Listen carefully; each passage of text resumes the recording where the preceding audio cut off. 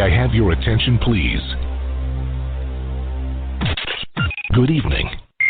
You're listening to Straight Talk with Dean and Mark. We thank you for tuning in and hope you enjoy another exciting episode of our show.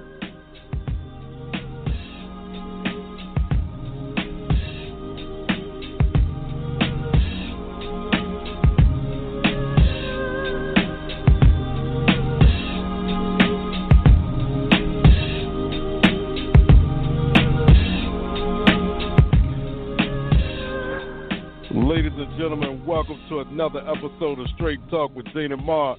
It's about that time of the year that I like. It's 70 degrees up here in New Jersey. But it's the six-man Dean Geronimo, and as always, from NJ to NC, I'm in the studio with my right-hand man, Mark Lee. So, Mark, tell me what's good in your neck of the woods, my brother. Same thing that you're having up there. Lovely weather. I think we were around 69, 70 degrees today, and I was definitely enjoying it. Stepped outside a couple of times over there at Measurement, grading some test papers, but I had to get out and enjoy some of that fresh air because it was definitely some fine and wonderful things that were happening in terms of the weather here. So we are enjoying this fine spring-like weather. Winter may try to give us one more punch in the face at some point or another, but right now it is spring-like, and I am definitely enjoying it, no doubt about it. But, there's a lot of things going on in town. We did have the elections, and, we might just have to give ourselves credit because we had Natalie on. Natalie won. All right. Congratulations. And Natalie is going to be our state senator representative, taking over the job for Floyd McKissick. She did beat our other good friend, Pierce Freelon, who was also running for that seat, but Natalie did win the election and is going to be apparently one of the youngest ones to hold that position. So definitely got to give Natalie Murdoch congratulations on that victory. We also need to give our good friend Alexandria Valadarius congratulations because she just won the Board of Education seat that she was going up for. So she went ahead and won that seat and definitely did a great job.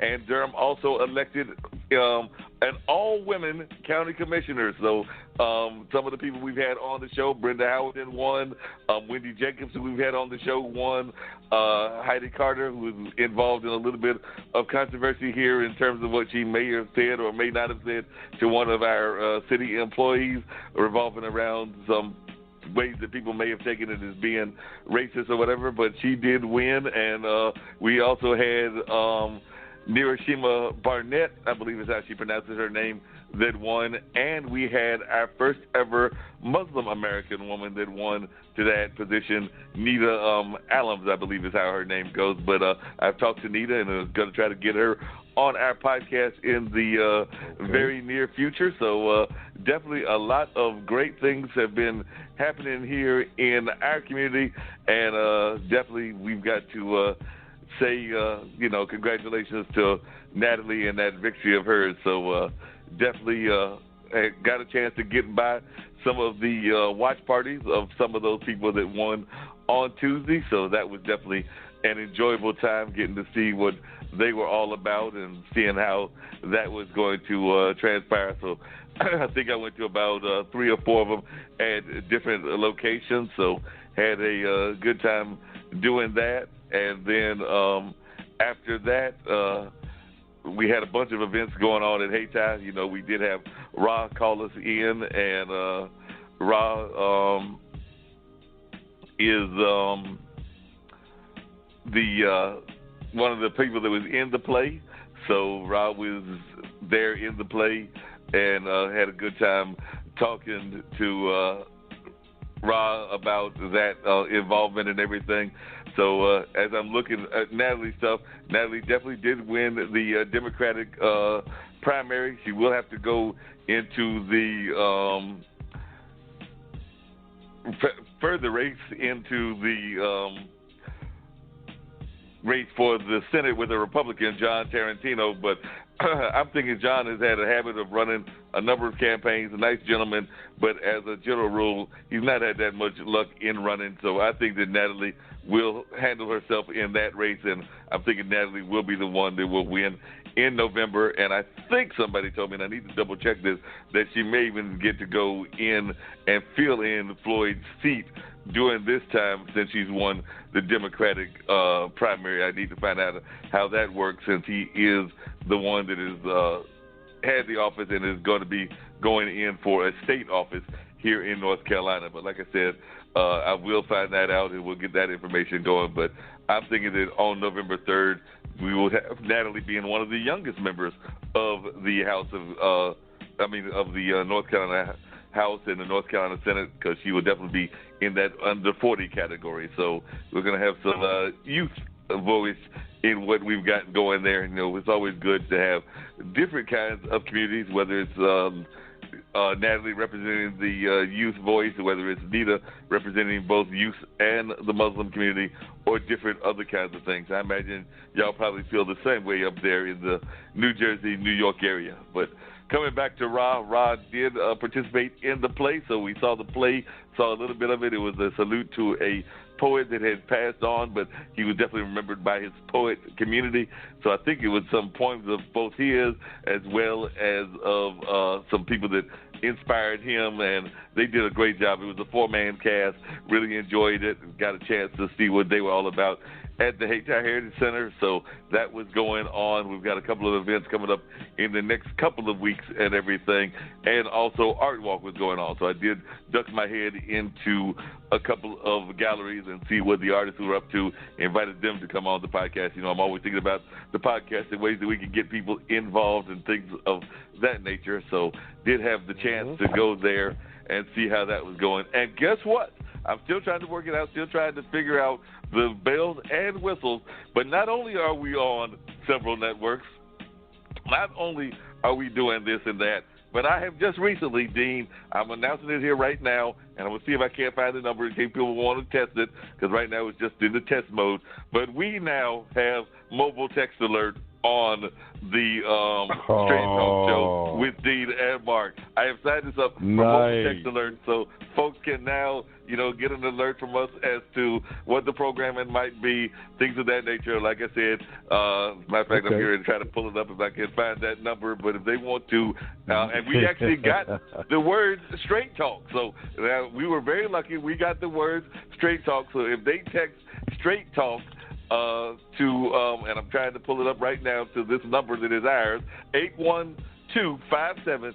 Text Straight Talk to 81257, and you will get like a notice. We might even be able to give some prizes and some other things as we further develop this new capability that we have. But yes, we have mobile texting now. So like I said, if anybody's listening and they want to test it out, they will just get like a small message that'll basically, you know, tell them the hours of the show and the website and things of that nature. But if folks are listening and they want to test it out, they can do that. But, you know, I know you've got products. I've got friends with products, so we can also offer prizes and products and things of that nature. So we have mobile texting as well.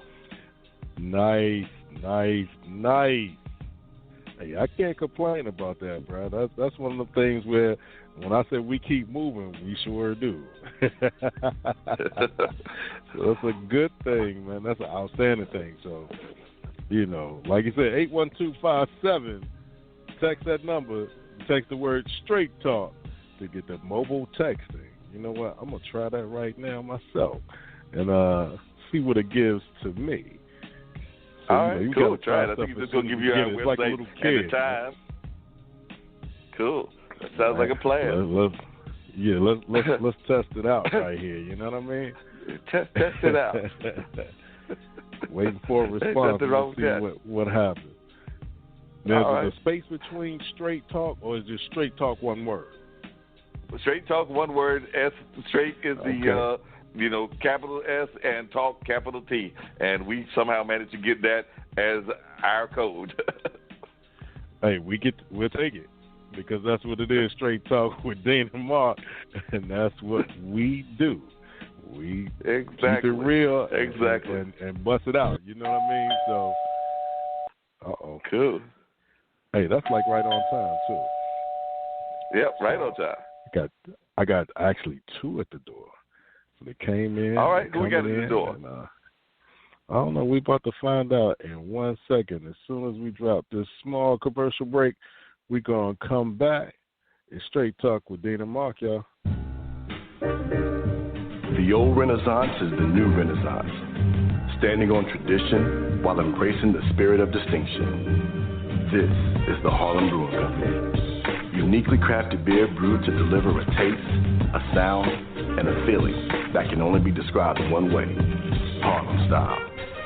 So come and take a trip on the A train with our Harlem Sugar Hill Golden Ale and our Harlem Renaissance Whip Beer, the neighborhood original. All right, we are back, and caller phone number ended in 4765. Thanks for calling Straight Talk with Dean and Mark. You're now on the line. Tell us who you are and where you're calling from. Good evening. It's Corey from Path of Friendship. Hey, how you doing, Corey? Glad to have you on the line, Corey. This is Mark Lee. I had the pleasure of meeting Corey. I'm oftentimes talking to you about some of the other things that are going on the web, and I've become a good friend as well as a big-time supporter of a Sunday program called The Read Along with Sri. And Corey is also a supporter of that show as well, but he is also involved in the wonderful world of animals and things of that nature. That's what the Path of Friendship is all about. You know, he's taking care of our canine buddies. I think he's not opposed to some of our other pets, but definitely is a lover of dogs and things of that nature. So as soon as I heard him talking to Sri, I was like, we'd like to have a variety of people on our show. I have been a past pet lover and a past pet owner. I have no pet at the moment. Sometimes I regret that, and I will talk to him about that. But right now, don't even have a plant in the house. But I do miss the days of having dogs in the past. I think the last pet was a cat. And my dad, who still has pets, has had a variety of pets, including what some people would consider unusual pets. I remember that at one point we had Buttercup, which was a tortoise that he kept outside in the doghouse. He still has some other turtles that are in the house, and he had a turtle that he kind of like kidnapped from another country. But I don't know if you could do that in this day and time, but it was a little bit looser rules in maybe, say, the 80s and the 90s, and he managed to immigrate that particular turtle from one country to another. I don't know that they missed him that much, but we enjoyed his company while he was there. And we've had goats, we've had rabbits. I remember a pet raccoon and things of that nature. But Corey is very much about being a lover of the dogs. He has certain dogs that he is a big-time fan of. I think I remember one that was the Westminster breed that I saw on his page that he was a big fan of. And, of course, he's a big proponent of just us understanding that dogs are not just pets, but they're actually our friends and things of that nature. I think that's why he came up with the whole title of Path of Friendship. So I'll let Corey tell you a little bit about what he's all about, but that's my little brief introduction as to how I came about Corey and this whole Path of Friendship concept. That's great. Yeah, that's absolutely true. I am absolutely a lover of dogs. I've been working with dogs my whole life pretty much. I got actually my first trophy for obedience when I was just 10 years old. And, I didn't even know what I was doing. My folks brought me to this dog show where the breeder of my new little Schnauzer puppy was there. And little beknownst to me, she said, well, you're now go. And I didn't know what I was doing, but my dog and I had such a great relationship. We had a real equal friendship that we managed to beat out everybody else in the ring there. So that was sort of my start. When I did that, I said, now I know what I'm going to do, and I've been doing it ever since. Professionally right now, going on over 35 years, working with people and their dogs. Yep, and I want to talk a little bit more about how you work with the people and the dogs and some of the behavioral issues that they may have, and also find out if there are any other animals that you're working with, or if you just keep it pretty much strictly with the dogs. But you do mention that you did the shows and the dog shows, and I know sometimes people have this belief that dog shows and are one of those class-related things, that only a certain kind of people can get into dog shows. I, for one, don't necessarily believe that, and I know that there's also some misconceptions about certain dog breeds because of their involvement in the sport world. But I was just wondering if you would clarify some things about the dog shows and whether they are available to a lot of people, or whether that attitude that people have, that some people think of it as being something